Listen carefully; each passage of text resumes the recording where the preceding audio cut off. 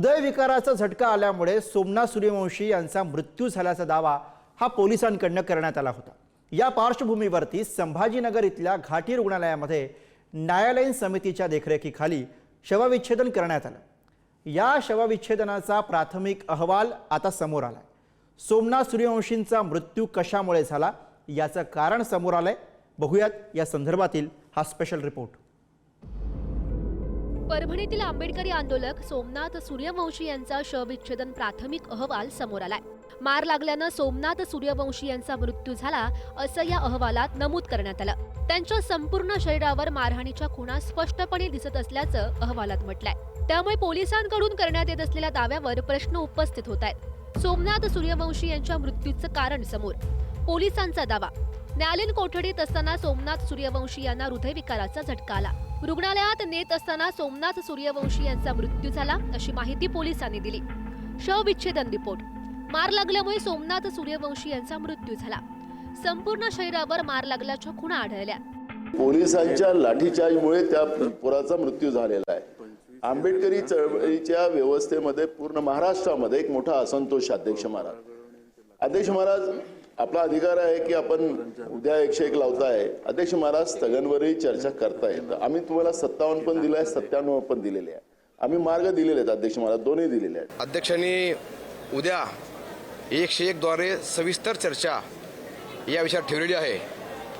पण विरोधकांची मागणी होती की आज चर्चा करावी, पण आमचं म्हणणं यावर असं आहे की घाईगडबडी चर्चा करण्यापेक्षा सविस्तर चर्चा या विषयावर व्हायला पाहिजे।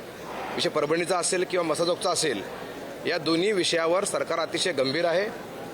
आमच्या माननीय मुख्यमंत्री महोदयांनी या विषयात SITची घोषणा केलेली आहे।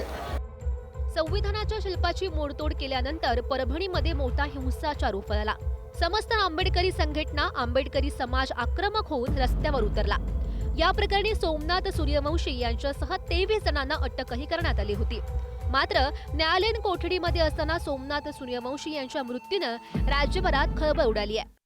23 जुलै 1989 रोजी जन्मलेला सोमनाथ सूर्यवंशी 35 वर्षाचा होता।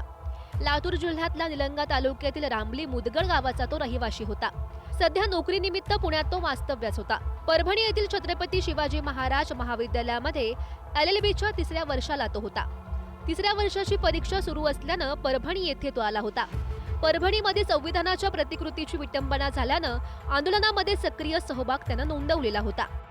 दुर्दैवाने हे सरकार जे आहे ते मंत्रिमंडळ बनवण्यामध्ये बिझी होतं आणि त्यामुळे आज मोठ्या प्रमाणामध्ये उद्रेक झाला। त्याच्यानंतर ज्या भूमिका घेतल्या गेल्या तिथल्या पोलीस विभागाच्या माध्यमातून, त्या भूमिका सुद्धा मोठ्या प्रमाणामध्ये जर बघितल्या तर त्या निरपराध लोकांना जे आहे त्या जेलमध्ये टाकण्याची भूमिका त्या ठिकाणी घेण्यात आली। आम्ही संसदेमध्ये सुद्धा त्या ठिकाणी याचा आवाज उचलण्याचं काम केलं आणि त्यांनी सगळ्यांनी सांगितलेलं आहे की त्यांचा मृत्यू हा जो आहे तो पोलीस कस्टडीमध्ये पोलिसांच्या मध्ये मारहाण जी झाली पोलिसांच्या माध्यमातून, त्याच्यामुळे त्यांचा मृत्यू झालेला आहे।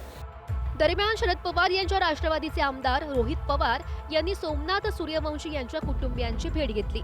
सोमनाथ यांची आई आणि भावाचं सांत्वन करत न्याय मिळवून देण्याचं आश्वासन दिलं।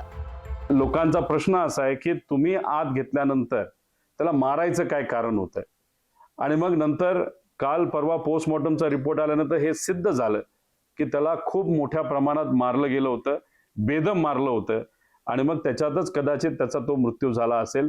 त्यामुळे सोमनाथला न्याय मिळावं असे इथं असणाऱ्या सामाजिक कार्यकर्त्यांची, नागरिकांची, सर्व पक्षांची मागणी आहे, त्याच्या कुटुंबाची सुद्धा मागणी आहे। सोमनाथ सूर्यवंशी या तरुणाचा मृत्यू हृदयविकाराच्या झटक्यानं झाल्याचा दावा पोलिसांकडून केला जातोय। सोमनाथ सूर्यवंशी या तरुणाचा मृत्यू हृदयविकाराच्या झटक्यानं झाल्याचा दावा पोलिसांकडून केला जातोय।